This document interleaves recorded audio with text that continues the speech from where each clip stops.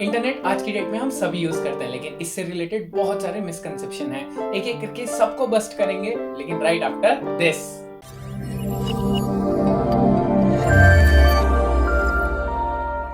Internet आज की date में हमारी नेसेसिटी बन गई है। इसी के चलते सारे काम आज की डेट में हम ऑनलाइन ही करते हैं। फिर बाद में सोशल मीडिया ब्राउज करना हो, लोगों से कनेक्ट करना हो, पेमेंट करना हो, या फिर आपको बिजनेस चलाना हो, सारी चीजें ऑनलाइन हो गई है। तो इससे रिलेटेड मिसकंसेप्शन जो भी है, एक एक करके सबको बस्ट करेंगे और एक्चुअल में वो क्या चीज है वो भी इस वीडियो में जानेंगे। तो सबसे पहला है इंटरनेट और वर्ल्ड वाइड वेब। जनरली ना लोग इन दोनों को कंबाइन कर देते हैं, लेकिन ये दोनों बहुत ही ज्यादा अलग चीज है। जब आप बोलते हो इंटरनेट, तो इसका मतलब ये होता है कि पूरी दुनिया में ना केबल्स बिछे हुए हैं, हम सभी केबल से कनेक्टेड ही हैं। हाँ, वाईफाई भी जो है वो हम वायरलेस का यूज करते हैं अपने फोन को उससे कनेक्ट करने के लिए, लेकिन वाईफाई के पीछे भी एक इंटरनेट केबल ही जा रहा होता है और वो कहीं ना किसी जगह से कनेक्टेड होता है। सारी कंट्रीज में इवन अंडर वाटर केबल्स भी बिछे हुए हैं। तो ये जब इंटरकनेक्टेड पूरा वर्ल्ड है, इसे इंटरनेट कहते हैं। और ये जो वर्ल्ड वाइड वेब है, बेसिकली ये जो भी वेब ब्राउजर्स वगैरह आप यूज करते हो उसके लिए यूज किया जाता है, इसीलिए वेब ब्राउजर्स कहा जाता है। आप क्रोम यूज करते हो, एज यूज करते हो, कुछ भी यूज करते हो, तो जब भी आप कोई भी वेबसाइट वगैरह पे जा रहे हो तो तब ये वर्ल्ड वाइड वेब या www का यूज किया जाता है। तो अब जानते हैं दूसरा, वो है डीप वेब और डार्क वेब में डिफरेंस। देखो, 3 लेयर होती है। सबसे पहली है जो पब्लिकली एक्सेसिबल होती है, फिर उसके बाद में आता है deep web. Deep web basically ये होता है कि मतलब यहाँ पे जो भी पेजेस होते हैं, जो भी वेब से रिलेटेड चीजें होती है, ये इजीली एक्सेसिबल नहीं होती है पब्लिक के लिए, या फिर सर्च इंजन जैसे कि गूगल है उसके द्वारा इंडेक्स नहीं होती है, तो वो चीज डीप वेब में आती है। लेकिन डीप वेब ना, कोई भी अगर किसी के पास अच्छे रिसर्च स्किल्स है या उन्हें पता है कि कैसे यूटिलाइज करना है डीप वेब का, अंदर जाके कैसे रिसर्च करनी है, तो वो डीप वेब का बिल्कुल यूटिलाइज कर सकता है। इतना ही नहीं, डीप वेब में कुछ ऐसी भी चीजें होती है जो पब्लिक के लिए हर किसी के लिए एक्सेसिबल नहीं है, वो कुछ स्पेसिफिक सेट ऑफ पीपल के लिए एक्सेसिबल है, तो वो चीजें भी डीप वेब में आती है। लेकिन डीप वेब में किसी भी तरह की इलीगल एक्टिविटीज वगैरह नहीं होती है। इसके बाद में आती है लास्ट लेयर जो है डार्क वेब। ये जनरली इलीगल एक्टिविटीज या फिर ड्रग्स वगैरह के लिए या फिर टेररिज्म वगैरह के लिए यूटिलाइज की जाती है, और ये सबसे नीचे लेयर है। इसके लिए बहुत ही ज्यादा स्पेशलाइज स्किल चाहिए इस चीज को एक्सेस करने के लिए। अपने टॉर ब्राउजर का नाम तो सुना ही होगा। तो ये सारी चीजें डार्क वेब में आती है, और इसी के चलते ये बहुत ही छोटा पोर्शन है, लेकिन इसमें कई सारी चीजें होती है, वो majority of the times illegally होती है। तो डीप वेब और डार्क वेब में ये डिफरेंस है। अब आते हैं तीसरे मिथ पे। जो लोगों को लगता है कि अगर वो इनकॉग्निटो मोड या फिर प्राइवेट मोड, अलग अलग ब्राउजर्स के अलग अलग नाम होते हैं, वो अगर यूज कर रहे हैं और उसके चलते वो कोई भी चीज एक्सेस कर रहे हैं, तो किसी को भी नहीं पता चल रहा कि वो क्या एक्सेस कर रहे हैं, ये 100% गलत है। जब भी आप इनकॉग्निटो मोड या फिर प्राइवेट मोड यूज करते हो, तो आपके आईएसपी, जैसे आप जो ब्रॉडबैंड कंपनी का यूज कर रहे हो, जो सिम यूज कर रहे हो, वो आईएसपी हो गए। और इवन जो ब्राउजर यूज कर रहे हो, जैसे कि गूगल का क्रोम हो गया, माइक्रोसॉफ्ट का एज हो गया, उन्हें अच्छे से पता है कि आप क्या चीज एक्सेस कर रहे हो। फायदा बस ये होता है कि जब भी आप इनकॉग्निटो मोड के थ्रू कोई भी वेबसाइट एक्सेस करते हो, तो वो जो वेबसाइट है वो बस आपको ट्रैक नहीं कर पाती है, आपके लैपटॉप में ना कुकीज भेज पाती है जिसके चलते वो आपकी ट्रैक करती है एक्टिविटी, ना ही वो किसी भी तरह का कैश आपके लैपटॉप में होता है। तो जब तक आप उस वेब सेशन में हो, जब तक वो वेबसाइट एक्सेस कर रहे हो, तब तक ठीक है। जैसे ही आप उसे क्लोज कर दोगे, जितनी भी कुकीज और जितने भी कैशे हैं वो तुरंत डिलीट हो जाएगा, आपके लैपटॉप में नहीं रहेगा। ये इनकॉग्निटो मोड या फिर प्राइवेट मोड के चलते बस आपको तभी यूटिलाइज करना चाहिए जब आप कोई चीज बुक कर रहे हो। एग्जाम्पल के तौर पर आपने बहुत बार नोटिस किया होगा कि आप फ्लाइट की बुकिंग कर रहे होते हो, 5-6 वेबसाइट पे चले जाते हो, तो अगर आप बिना इनकॉग्निटो मोड के ये चीज करोगे, तो उनकी कुकी, वो वेबसाइट की कुकीज और कैशे के चलते वो आपको ट्रैक करते हैं कुकीज के थ्रू, और इसी के चलते अगर उन्हें लगता है कि आपको बहुत ही ज्यादा अर्जेंसी है, तो वो आर्टिफिशियली इंटेलिजेंस की मदद से आपकी जो प्राइसेस है उन्हें इन्फ्लेट कर देते हैं। तो जब भी आप फ्लाइट बुकिंग या होटल बुकिंग करो, तो उस टाइम पे आपको प्राइवेट मोड या फिर इनकॉग्निटो मोड का यूटिलाइज करना चाहिए, जिसके चलते वो आपको ट्रैक ना कर पाए और प्राइस को इन्फ्लेट ना कर पाए। लेकिन हाँ, अगेन मैं आपको ये बताना चाहूंगा, जब भी आप इनकॉग्निटो या फिर प्राइवेट मोड यूज करते हो, तो आईएसपीज और आपके ब्राउजर को पता है कि आप कौन सी वेबसाइट पे जा रहे हो। अब आते हैं नेक्स्ट पे, 4th नंबर पे आता है कि अगर आप सोशल मीडिया पे कोई भी चीज अपलोड कर रहे हो तो वो चीज सोशल मीडिया की हो गई। वेल, ये बिल्कुल भी सही नहीं है।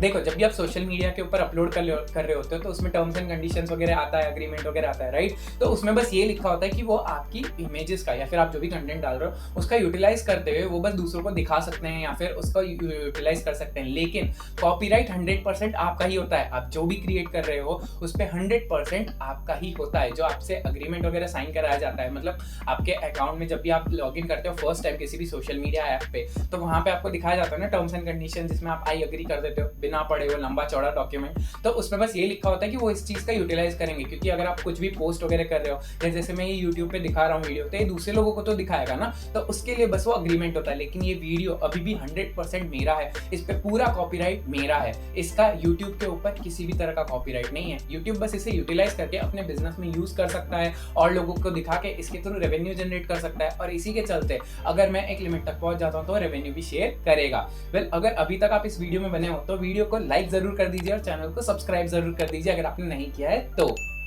फिर आते हैं पांचवे पे, जो है क्रोम एक्सटेंशन से रिलेटेड। आज की डेट में ना क्रोम एक्सटेंशन बहुत ज़्यादा फेमस हो गए हैं। मैंने भी पास में कई सारे शेयर किए हैं, जैसे कि कैमल जो प्राइस ट्रैकिंग के लिए काम आता है, या फिर टेलीपार्टी, जिसके चलते आप दोस्तों के साथ एक साथ बैठ के नेटफ्लिक्स, अमेजॉन प्राइम और भी कई सारी स्ट्रीमिंग सर्विसेज का मजा ले सकते हो। इसके अलावा भी चैट जीपीटी से रिलेटेड हो गए, या फिर आपको और भी कोई चीज़ करनी है, क्रोम एक्सटेंशन बहुत ज़्यादा काम आते हैं। लेकिन लोगों को ये लगता है कि क्रोम पे अगर कोई भी एक्सटेंशन अवेलेबल है तो वो 100% सेफ है। वेल, मैं आपको ये बताना चाहूंगा कि सारे क्रोम एक्सटेंशन सेफ नहीं है। उल्टा अगर मैं आपको ये बताना चाहूँ कि क्रोम एक्सटेंशन जितने भी है, अगर आपको पता है कि वो सेफ है तो ही यूटिलाइज करना, नहीं तो क्रोम पे कोई भी इजीली एक्सटेंशन डाल देता है, और गूगल इतना ज्यादा ध्यान नहीं देता इन क्रोम एक्सटेंशन के ऊपर। डे टू डे बहुत बार ऐसी न्यूज आ चुकी है कि इतने सारे मेलवेयर एक्सटेंशन पाए गए, कुछ हंड्रेड्स में एक्सटेंशन पाए गए जिन्हें गूगल ने एक साथ बैन किया। लेकिन आज की डेट में भी गूगल क्रोम के बहुत सारे ऐसे एक्सटेंशन हैं जो सेफ नहीं है। तो आप अपनी रिसर्च करना, उसके बाद ही वो क्रोम एक्सटेंशन यूटिलाइज करना। ऐसे बिना देखे बिना सोचे आप कोई भी क्रोम एक्सटेंशन मत डाल देना, क्योंकि इसके चलते होता ही है, जब भी आप कोई भी क्रोम एक्सटेंशन ऐड करते हो तो आपको ना एक पॉपअप दिखाता है जिसमें ये लिखा होता है कि वो सारी चीजें रीड कर सकता है जिस भी आप वेब ब्राउजर पे जा रहे हो, जिस पे भी आप एक्टिवेट कर रहे हो, और इसके अलावा वो चेंज भी कर सकता है वो डेटा। तो सारे क्रोम एक्सटेंशन तो नहीं, बहुत बार क्रोम एक्सटेंशन को इसकी जरूरत भी होती है, लेकिन कुछ क्रोम एक्सटेंशन ऐसे भी होते हैं जो अगर आप किसी भी फाइनेंशियल सर्विसेज का यूटिलाइज कर रहे हो या फिर अपने नेट बैंकिंग का यूज कर रहे हो, तो अगर क्रोम एक्सटेंशन को रीड और राइट का एक्सेस है तो उसी के चलते आप जितने भी पर्सनल डिटेल्स उस पर डाल रहे हो वो सारी वो कैप्चर कर सकता है। और अगर किसी हैकर ने वो क्रोम एक्सटेंशन पब्लिश किया होगा तो इसी के चलते आपका पूरा डेटा उस हैकर के पास चला जाएगा उस क्रोम एक्सटेंशन के थ्रू, और इसी के चलते आपके साथ बहुत बड़ा फ्रॉड भी हो सकता है। तो इसीलिए जितने भी ट्रस्टेड क्रोम एक्सटेंशन है अपनी रिसर्च करने के बाद ही, लोगों के रिव्यू लेने के बाद ही, उसी के बाद यूटिलाइज करना। फिर आते हैं 6th पॉइंट पे, जो ये है कि जितनी भी वेबसाइट्स HTTPS का यूटिलाइज करती है वो वेबसाइट्स 100% सेफ होती है। वेल, ये 100% गलत है।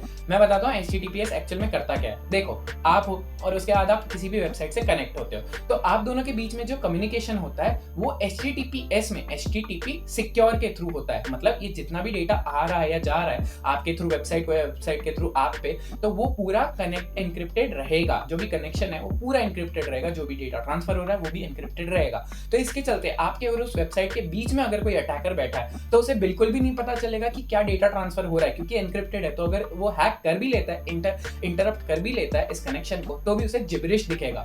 लेकिन इसका ये मतलब नहीं है कि वो वेबसाइट ही सेफ है। ये भी तो हो सकता है कि वो वेबसाइट ही हैकर ने बनाई हो और उसके चलते उसने बस HTTPS वाला जो एक सर्टिफिकेट होता है वो असाइन कर लिया हो, खरीद लिया हो। तो इसके चलते आपका डेटा जो है वो जा तो एनक्रिप्टेड फॉर्मेट में रहा है, लेकिन उस वेबसाइट पे तो स्टोर हो रहा है उसके डेटाबेस में। तो अगर वो हैकर की ही वेबसाइट है तो आप जितना भी डेटा डाल रहे हो वो हैकर उस वेबसाइट क्योंकि उसी की है तो उसमें से डेटा निकाल लेगा और फिर उसका यूटिलाइज करते हो या तो आपके अकाउंट्स हैक कर सकता है या तो आपके साथ फ्रॉड भी कर सकता है। तो वेबसाइट खाली उन्हीं पे जाना जो ट्रस्टेड हैं, जिनके बारे में आप जानते हो। ऐसे आजकल एक और स्कैम आ गया जिसमें मैसेजेस पे आपको लिंक भेजी जाती है और आप उस पे खोल के अपनी सारी डिटेल्स डाल देते हो। तो उस टाइम पे भी ध्यान रखो, ऑफिशियल वेबसाइट पे ही जाओ, खाली ऐसे किसी भी वेबसाइट पे मत चले जाओ। और HTTPS का मतलब ये नहीं है कि वो वेबसाइट सिक्योर है, उसका मतलब सिर्फ ये है कि वो जो कनेक्शन है आपके और वेबसाइट के बीच में वही सिक्योर है। वो वेबसाइट हैकर ने भी बनाई हो सकती है और इसके चलते आपके साथ फ्रॉड भी हो सकता है। अब आते हैं एक और डिफरेंस पे। जब भी आप इंटरनेट खरीदने जाते हो किसी भी ISP के थ्रू, तो वो आपको बताता है 100 Mbps 150 Mbps की स्पीड्स आपको मिलेगी, लेकिन आप कोई भी चीज डाउनलोड कर रहे होते हो तो 10-12 Mbps के ऊपर नहीं जा रहा होता है। डिफरेंस आता है B में। जब भी आप इंटरनेट स्पीड्स देखने जाते हो तब आपको दिखाया जाता है 100 150 capital M small b PS। Megabits पर सेकेंड। लेकिन जब भी आप कोई फाइल डाउनलोड कर रहे होते हो, किसी भी फाइल की तरफ देखते हो, तो वो होती है कैपिटल M कैपिटल BPS यानी मेगाबाइट्स पर सेकेंड। एक बाइट इज इक्वल्स टू होता है 8 बिट। इंटरनेट कंपनी जनरली इस टर्मिनोलॉजीज का यूज करके लोगों को जनरली ये बताती है कि हमारे इंटरनेट स्पीड तो 100 Mbps है, 150 Mbps है, लेकिन एक्चुअल में अगर आप 100 को भी 8 से डिवाइड करोगे, क्योंकि फाइल्स जनरली मेगाबाइट्स में होती है, किलोबाइट्स में होती है, गीगाबाइट्स में होती है, तो इसी के चलते अगर आप 100 को 8 से भी डिवाइड करोगे तो 12.5 आता है। तो आपकी एक्चुअल स्पीड्स 12.5 मेगाबाइट्स पर सेकेंड ही होगी। तो इस चीज से थोड़ा बच के रहना। मार्केटिंग गिमिक एक तरह से तो गलत ही है, लेकिन एज सच वो लोग कोई गलत चीज का यूटिलाइज नहीं कर रहे हैं, बस हमें नॉलेज नहीं होता है, इसलिए हम थोड़े से कंफ्यूज रहते हैं और इसी के चलते कंपनीज को कोसते रहते हैं। फिर एक और पॉइंट है ISP से ही रिलेटेड। जब भी आप उनकी वेबसाइट पे चले जाए, जब भी आप उनके प्लान वगैरह देख रहे होते तो यही बताते हैं कि जितनी ज्यादा अच्छी इंटरनेट स्पीड्स, उतना ही ज्यादा अच्छे लेवल की आपकी गेमिंग हो जाएगी, या वीडियो कॉल्स उतने ही ज्यादा लेवल के अच्छे हो जाएंगे, या फिर आप जो स्ट्रीम कर रहे हो वो भी और ज्यादा बेटर हो जाएगा। 100% ये सही नहीं है।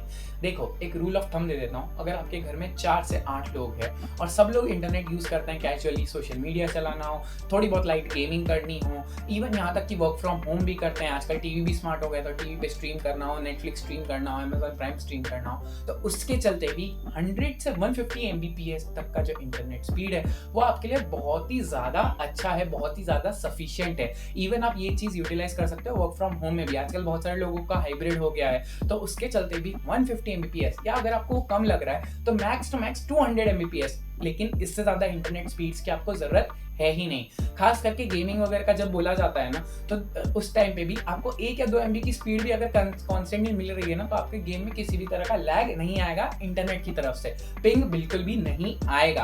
हाँ, आपका इंटरनेट ही डाउन है तो अलग बात होगी, लेकिन 1-2 MB की स्पीड अगर आपको कॉन्स्टेंट मिल रही है तो उसके चलते आपके गेम में किसी भी तरह का पिंग नहीं आने वाला है। इतना ही नहीं, अगर आप नेटफ्लिक्स वगैरह स्ट्रीम भी कर रहे हो तो भी आपको किसी भी तरह का इश्यू नहीं आने वाला है। आपको 200 Mbps के ऊपर तभी जाने की जरूरत है जब आप वीडियो कॉल कर रहे हो, वो भी IMAX के कैमरा से, तभी आपको उसके ऊपर जाने की जरूरत है, वरना आपको किसी भी तरह से 150 या 100 के बीच में आप रहोगे तो मोर देन सफिशिएंट है। लेकिन फिर भी बहुत सारे लोगों को वहम होता है, तो उसके चलते वो बस 200 Mbps तक मैक्स टू मैक्स उन्हें जाना चाहिए। उससे ज्यादा तो बस मतलब यही है कि आप जबरदस्ती का अपनी जेब से पैसा निकाल के ISPs को दे रहे हो और वो बैठ के प्रॉफिट कमा रही है। फिर आते हैं 9वें पॉइंट पे, जहाँ पे ये बताया जाता है कि अगर आपके लैपटॉप में आप कुछ डाउनलोड करोगे तो ही वायरस इफेक्ट करेगा, वरना नहीं। वेल, ये मेजॉरिटी ऑफ द केसेस में सही है, लेकिन 100% बिल्कुल भी सही नहीं है। देखो, एक चीज होती है जीरो डे एक्सप्लॉइट करके, जिसमें जनरली ये होता है कि ब्राउजर्स में ना कहीं कहीं पे कुछ ऐसी वल्नरेबिलिटीज निकल जाती है जो तुरंत ही फाइंड आउट हुई होती है। नो डाउट, इसके चलते सारे ब्राउजर्स जितने भी डेवलपर्स वगैरह होते हैं तुरंत भागते हैं उसके पे पैच लगाने के लिए और उस वल्नरेबिलिटी को तुरंत बंद करने के लिए। लेकिन अगर हैकर सक्सेसफुली एक्सप्लॉइट कर ले तो आपको कुछ डाउनलोड करने की जरूरत ही नहीं है। वो हैकर उस चीज का यूटिलाइज करते हैं, जीरो डे एक्सप्लॉइट का यूटिलाइज करते हुए आपके डिवाइस में ऑटोमेटिक वायरस डाउनलोड कर देगा आपके बिना जाने, और आपके डिवाइस का कंट्रोल भी ले सकता है। नो डाउट, आजकल ब्राउजर्स काफी ज्यादा अपडेटेड हो गए हैं, बहुत स्मार्ट भी हो गए हैं, और जब भी ऐसी एक्सप्लॉइट्स निकलती है तो सारे डेवलपर्स तुरंत भागते हैं इसे पैच करने के लिए, और उसके बाद में ऑटो अपडेट, क्योंकि बहुत सारे लैपटॉप में आजकल ऑन होता है, तो बिना पता चले ही आपका जो ब्राउजर है वो भी अपडेट हो जाता है। लेकिन इससे बचने के लिए आपका ब्राउजर आपको हमेशा चेक करते रहना चाहिए। फिर आते हैं आखिरी पॉइंट पे, जो है VPN से रिलेटेड। लोगों को ये लगता है कि अगर वो VPN यूज करते हैं ना तो किसी को भी कुछ नहीं पता चलेगा, वो 100% सेफ है, किसी को नहीं पता चलेगा कि वो कौन सी वेबसाइट यूज कर रहे हैं। काफी हद तक ये सही भी है। देखो, अगर आप VPN से बेसिकली कनेक्ट होते हो और फिर कोई वेबसाइट पे जाते हो, तो उस वेबसाइट के पास जो भी कनेक्शन जाता है, तो कनेक्शन कुछ इस तरह से होता है। आप जाते हो VPN के पास, VPN फिर जाता है उस वेबसाइट के पास। VPN जनरली एक अच्छा यूज केस है जब भी आपको जैसे कुछ कंटेंट होता है, अगर आप कंटेंट स्ट्रीम कर रहे हो तो दूसरी कंट्री में ही सिर्फ अवेलेबल होता है, तो उसके चलते आप VPN का यूटिलाइज कर सकते हो। या फिर आप जनरली जो वर्क फ्रॉम होम करते हैं या रिमोट वर्क करते हैं, तो वो भी अपनी कंपनी से VPN करके ही फिर सारे काम करेंगे, जिसके चलते उनका जो एक्सेस है वो भी काफी सिक्योर रहेगा और सेफ रहेगा। तो उस टाइम पे VPN काम आता है, नो डाउट। और VPN के चलते वेबसाइट्स को भी ये नहीं पता चलता है कि आप कौन सी वेबसाइट कहाँ से आपका कनेक्शन आया है। लेकिन अगर आपको ये लगता है कि आप 100% एनोनिमस हो, तो ये बिल्कुल गलत है। उस VPN सर्वर को ये पता होता है कि आप कहाँ जा रहे हो।